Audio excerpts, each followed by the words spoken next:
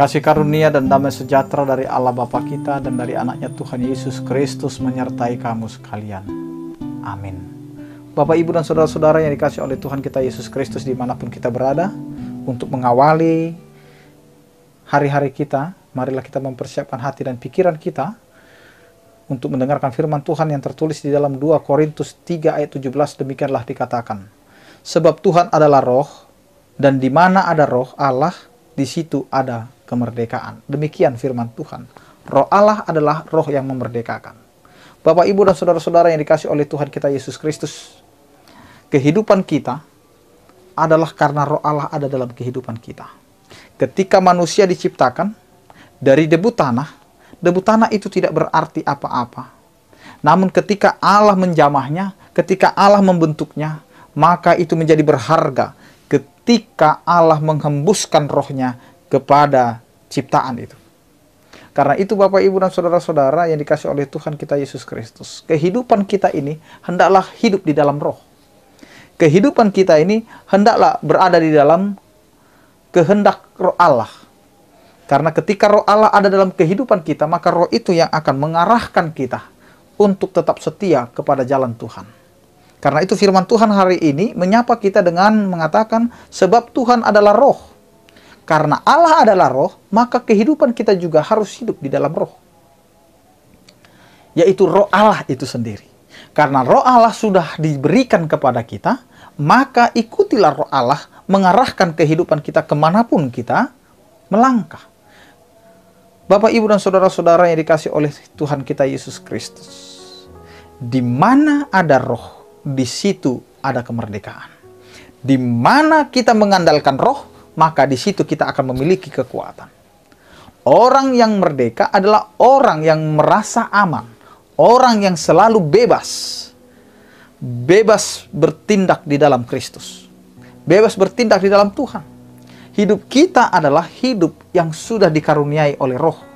Jadi hiduplah dengan mengandalkan roh Allah. Jadi roh itulah yang memerdekakan kita, roh itulah yang membuat kita tidak dibatasi oleh apapun. Karena roh itu tidak ada batasnya. Roh itu bisa menjangkau kemana saja.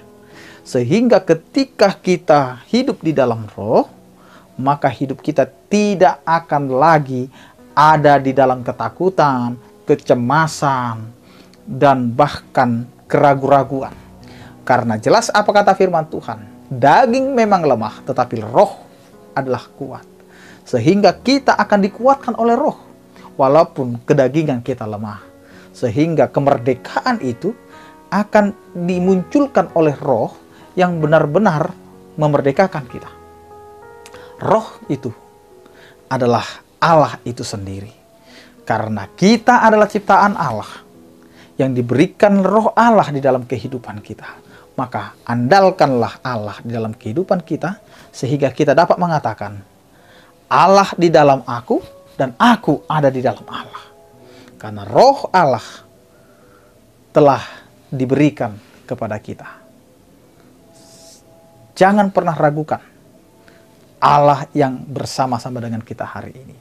Itu makanya kita selalu mengatakan Immanuel, Tuhan beserta kita, karena roh Allah ada di kehidupan kita. Amin, kita berdoa. Terima kasih Tuhan, Engkau mengingatkan kami akan roh Allah yang selalu menyertai kami. Roh itulah yang menyertai kehidupan kami sepanjang kami melakukan pekerjaan dan kegiatan kami.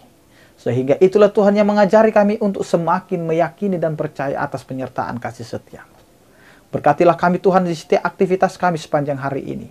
Pekerjaan kami. Biarlah itu semua menjadi kemuliaan bagi nama-Mu. Ya Tuhan, berkatilah kehidupan kami, keluarga kami, dan anak-anak kami. Sehingga apa yang kami bisa lakukan itu menjadi berkat dalam kehidupan kami. Berkatilah setiap orang percaya Tuhan.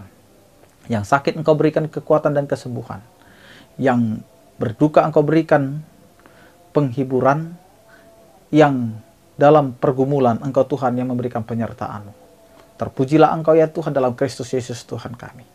Anugerah Tuhan kita Yesus Kristus, kasih setia daripada Allah Bapa dan persekutuan Roh Kudus itulah yang menyertai kamu sekalian. Amin. Selamat beraktivitas, tetap menjaga protokol kesehatan. Salam sehat dari kami, Tuhan Yesus memberkati. Horas.